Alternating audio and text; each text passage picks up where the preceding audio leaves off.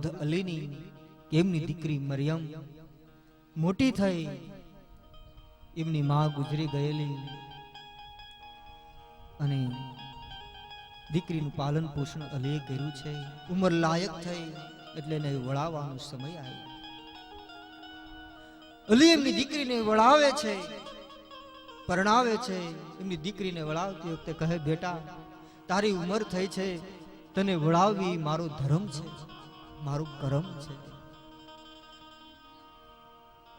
અત્યાર સુધી હું તારા આધારે જીવન જીવતો હતો, પણ દીકરી હવે તું અહીંથી જા, પછી તું પત્ર લખતી રહેજે, કારણ કે તારા ગયા પછી તારો પત્ર એ જ મારો જીવન જીવવાનો આધાર છે. દીકરી તું પત્ર લખતી રહેજે. કેમ કે તારો પત્ર એ જ હવે મારા જીવનનો આધાર છે. એમ કહેવાય છે સમય વીત્યો, મરિયમ સાસરે ગઈ. થોડો સમય વીત્યો પણ કોઈ પત્ર આવતો નથી.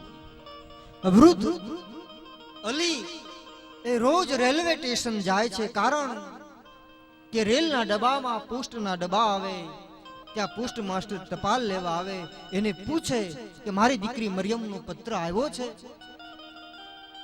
અને પેલો પોસ્ટ માસ્ટર કહે નહીં. જ્યાં ના સાંભળે તે એકદમ નિસાસો નાખી અને વૃદ્ધ અલી એ પોતાને ઘરે પાછો ફરે છે. આમ રોજનો ક્રમ થઈ ગયેલો એ વૃદ્ધ અલીનો. રોજ રેલવે સ્ટેશન જાય. એમ કહેવાય કે સૂર્ય ઉદય થવામાં ભૂલ કરે, પણ અલી ક્યારેય રેલવે સ્ટેશન જવામાં ભૂલ ન કરે. એક એની બંદગી બની ગયેલી રોજ રેલવે સ્ટેશન જવાનું. એમની દીકરીનો પત્ર એ જ એની બંદગી હતી. રોજ જાય છે. પણ એક દિવસ બન્યું એવું, પોસ્ટ માસ્ટર સાહેબ જે પત્રો નુખા કરે છે એમાં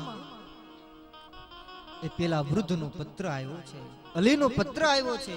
અને જોયું એટલે પોસ્ટ માસ્ટરને બહુ જ આનંદ થયો કે પેલો વૃદ્ધ રોજ અલી આવે છે એમની દીકરીના પત્ર માટે, પણ આજ એની દીકરીનો પત્ર આવ્યો છે તો મારે જ જાવું છે. હું રૂબરૂ આ પત્ર એમને દઈ એના હાથમાં આપીશ તો એ કેટલો ખુશ થશે.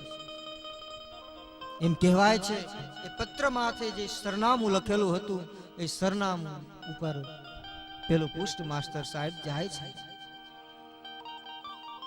જ્યાં ઝૂંપડપટ્ટી એક છાલીમાં રહેતો હતો એ વૃદ્ધ, ત્યાં લોકોની ભીડ હતી. કુદરતની કરુણા તો એ હતી કે એ દિવસે અલીએ આ દેહને છોડી દીધો હતો. અલી મૃત્યુ પામ્યો હતો. આ કુદરતની કરુણા હતી. લોકોની ભીડ જોઈ પેલા પોસ્ટ માસ્ટર સાહેબે પૂછ્યું કે ભાઈ અલી ક્યાં રહે છે? તો કોઈ એનું ઝૂંપડું બતાવ્યું, એનો નિવાસ ઓરડી બતાવી છે. મને એના બિસ્તર પાસે લઈ જાઓ. પોસ્ટ માસ્ટર સાહેબ ગયા કે આજ સવારે જ અલી આ દેહ છોડી દીધો, એ મૃત્યુ પામ્યા છે.